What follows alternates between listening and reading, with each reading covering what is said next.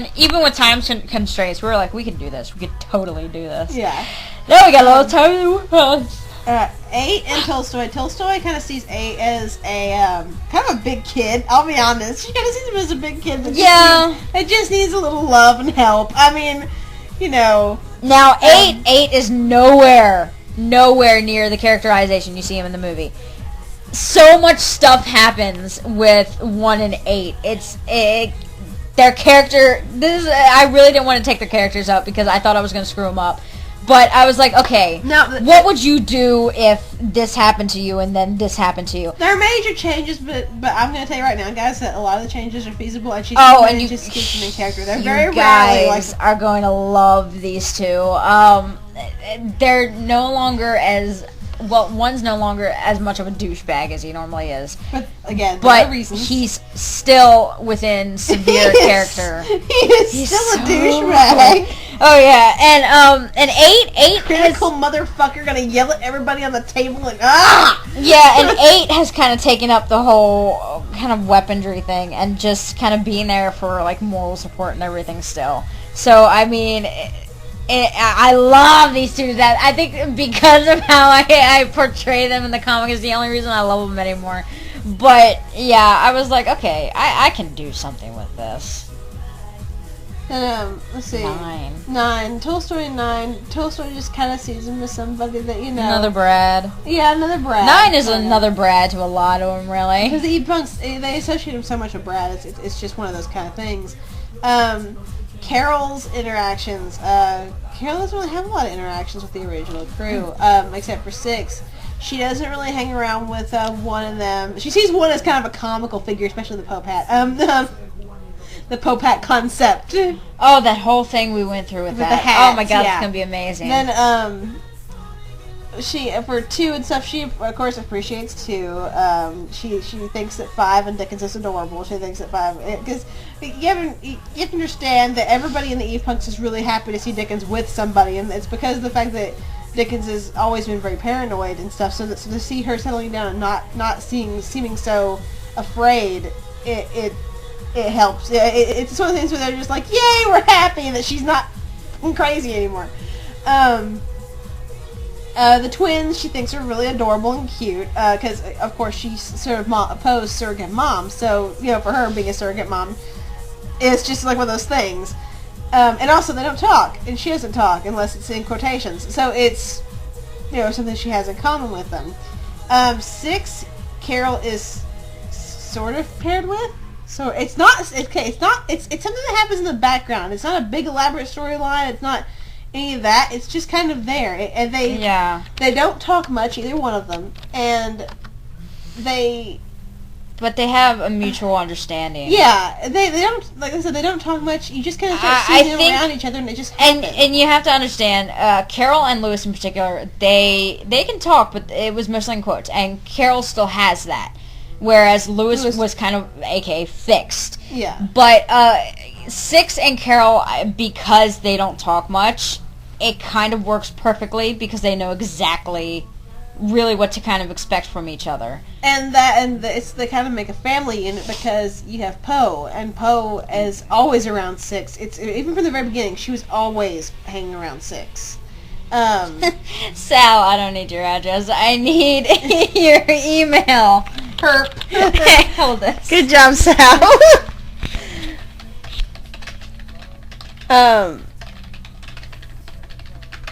Derp.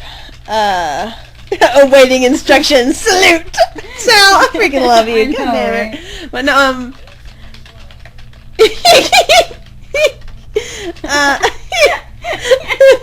I love Sal to death. I'm sorry, your email address for PayPal. Okay, so we recently had our contest results on Rhythms of the Fall for our RagNBone contest, and we'll have more, don't worry. But Sal was the winner, and Sal has just started a PayPal. So, I'm so used to saying, all right, just give me the address you use to sign up to PayPal, and I'll your email address. Yeah, your email address, and I'll say, give me the address, and you use to sign up with it, and, and I'll send you the money. And so Sal gives me his entire, it's a she, I keep forgetting it's a she, because all of the characters are just so masculine. It's kind of ridiculous. But Sal sends me her entire home address, and I'm like, Sal, your email address, your email. And I'm like, Sal, I love you to death, but your email. Wow. So, I mean, at least we have her address, you know, if So we we want to can send her send her awesome things. stuff. I'm a retard with this kind of stuff. Sal, I love you to death. I know you're not even going to listen to this. Still. You might, but still. I still got to post these in the Stitch Punk group. So you need to. It has to happen. It has to happen. But anyway, where were we at? Carol and Six. Carol and Six, just like I said. They have a mutual relationship. It just kind of happened in the background. Again, they make a little cute little family unit with Carol, Six, and Bo. It just kind of fell together. It was not intended. Yeah. So then, a lot of the shit was not intended. Then you have Seven. Carol and Seven don't really hang out that much. Carol and Eight don't really hang out that much. Carol just hangs out with Six. That's really about it. And it's mainly because she used to always hang out with Lewis, and Lewis is now off on the table gallivanting around and being a little man whore, and so she doesn't really have anybody to hang out with anymore. Your description of Lewis, it's so out there, but it's perfect. It's a perfect description of Lewis. He's a man whore. I love the little fucker to death, but he's such a man whore. He's mine. And then there's, you know, she hangs around with Poe, of course, because she's always been Poe's surrogate mom, and thinks, it's a blanket. It's my blanket. I know it's your blanket, but it's so fit. Let's see, Carol, Lewis. Oh, Lewis, where to begin? Okay, Lewis. Whoa, you're forgetting about 7, 8, and 9 with Carol. No, I said 7, 8, and 9. She doesn't really interact with them that much. Oh, shit, I'm gonna fall on you. Oh, okay. Now we can move to Lewis. Lewis. Okay, Lewis and one. Thinks one is amusing as hell and makes fun of them at times. And Lewis, you have to understand, Lewis is all about the innuendo and the outuendo. Makes a lot of sex jokes. I'll admit, it's terrible. And then there's a point where Lewis, 5, Brad, and 9 are talking after one comes back, and the way that one just kind of addresses them, it puts these guys on edge. Not with Lewis so much. Not with Lewis so much. Lewis is amused. But 5 and 9 and them. And Brad. I almost want to give away what he says. No. Anyway, he makes a very creepy statement that can really be taken the wrong way about Brad. And it just kind of everybody's just standing there. Like, they're all standing there kind of like eye-twitching, like, what the hell was that? And Brad and 9 are looking at each other. 9's looking at 5 like, was he serious? Was he like that before? I don't remember this. and like, basically Lewis at some point in time like makes some implication about tying one up or something. It's hilarious. Everybody is so creeped at the very concept. I thought Lewis really would do anything with one. He just implies he does it as a joke, and it's just hilarious. Then you've got let's see, Lewis and 2 don't really interact. Lewis and 3 and 4, he's kind of like a surrogate dad in some ways. I know, that's weird. The man horse dad. But Lewis is a complicated character. He's a swinger, and he's a man horse. He's the guy who's going to pretty much butcher all of your beliefs, but at the same time, he's the guy you want to be around. Yeah, while he is very much, a swinger, and he's out there, and he likes to hit on people and stuff, Deep down, very respectful. Yeah, deep down, Lewis is actually very respectful and a gentleman, even though at times he can be really loud and obnoxious, and he can get up in your face. He can fight with you. He can be a pain in the ass. Oh, yeah. But when it comes right down to it, like when he's with the twins or something, he's like a dad figure to them. They're always, like, there's a scene where they're like running around him and like doing stuff to annoy him, and he's like laughing at him and stuff, and it's kind of a father figure. And like, I remember, this was when I first started introducing that side of him, and Rattles was like talking to him in the RP, and it was like, did I just see a fatherly face on you? And he was like, no, I have no idea what you're talking about. Exactly. I don't know what you're talking about. He'll never admit it. For the longest time, yeah, he really tried to hide it. But it's so true. Yeah, he does the same thing with P.O.E. Oh, God. I opened one flap of this. Good job. No, I want my potato! Okay, well, it's cooking. But yeah, he's like that with P.O.E. too. They sing kids songs together at some point in time. Oh, okay. One of the most amazing relationships in this whole thing, and it becomes a giant plot point, is Five and Lewis. And it's not...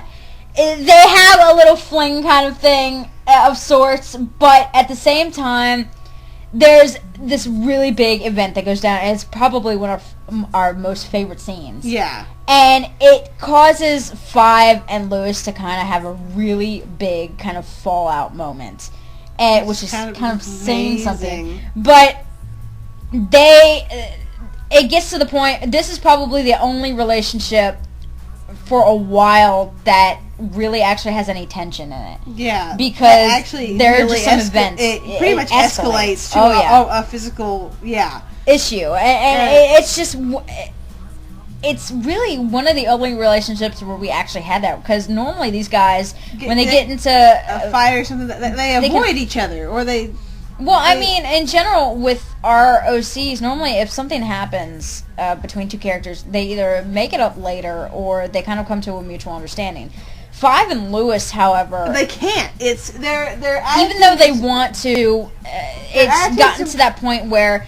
You can make it up for a little while, but it's going to go right back to how it was. Their attitudes and personality, it just doesn't work. The tension between Lewis... What happened with it, anyway? Well, not only that, but Twain always describes Lewis as not being able to get the words out right. Lewis used to rely on quotes a lot to get his point across in songs.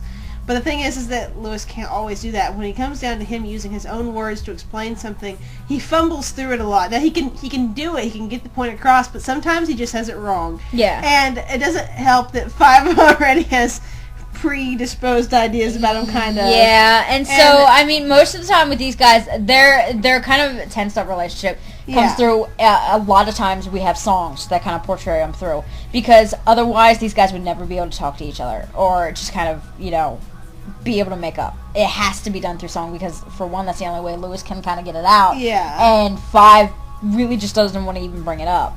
So that's really the only tense relationship that I can think of at the moment that we really have. Deliciously tense. And it's amazing because it's just kind of one of those things. Not intended at all. It just happened. And we were like, what? Nothing in this comic. Wait, guys. There have been like some things where I'll have a dream or something, or I'll have a machine, I'll be like, okay, I want this to attack this. But in terms of how the Stitchpunks actually interact with each other... One of the only scenes we ever planned out, we had such a hard time doing. Yeah, and we couldn't do it anymore. Well, we did it. We did it, but God, afterwards...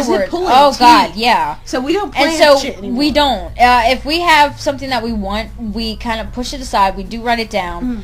And if we really feel like the comic needs it, we'll kind of add it in. And if we have an option to put it in, like if an opening occurs in the comic where we're like, this is perfect, this is perfect, we could do it right now, we'll throw it in. But otherwise, we really can't plan anything in this comic. We just kind of have to let these guys do whatever they want and just kind of run with it. Because none of the relationships that we have, we planned at all. We may have joked about things beforehand. We have joked about it. We joked about Five and Dickens, and that actually was, we forgot we had joked about it until we read until we read and we were cackling about it because and granted, there have been some where we have been kind of like, okay, we do want this to happen. We want to see how it works. And it works amazing. We crack pair our own characters, guys. Yeah, we do. It's kind of insane, but at the same time, it's things are different here, Wagner. Really? Yeah, seriously. But I mean, at the same time, it's like we try to plan it and we try to think, okay, these guys will be fine together, and we just kind of. But something always happens to either to destroy that, or something happens to make it other than what we planned. So we don't plan any of the relationships in here. And Lewis and Five was a really big friggin' shock to us. And it was just like, really? Especially for it to escalate the way that it did. Oh my God, yes. So that's one of the big plot points that we're going to be like so excited to bring out. Lewis and Six. Lewis and Six. Again, sort of sees, he actually kind of sees it, I think, as younger as a kid, but he's also amused that Carol and him are kind of together. Just because the fact that he's amused Carol's with anybody. Because Lewis and Carol, you got to understand, were the tag team back in Eve's house. They were always together. They were always hanging around with each other. They're brother and sister, kind of the way they act with each other. They were always up in the rafters. They were pretty much terrors. It was kind of amazing. Yeah. And honestly, to me, it's kind of like, okay, Lewis kind of sees Six as like, as long as Six takes care of Carol. Yeah, as long as Six takes care of Carol. Kind of like the same way that as long as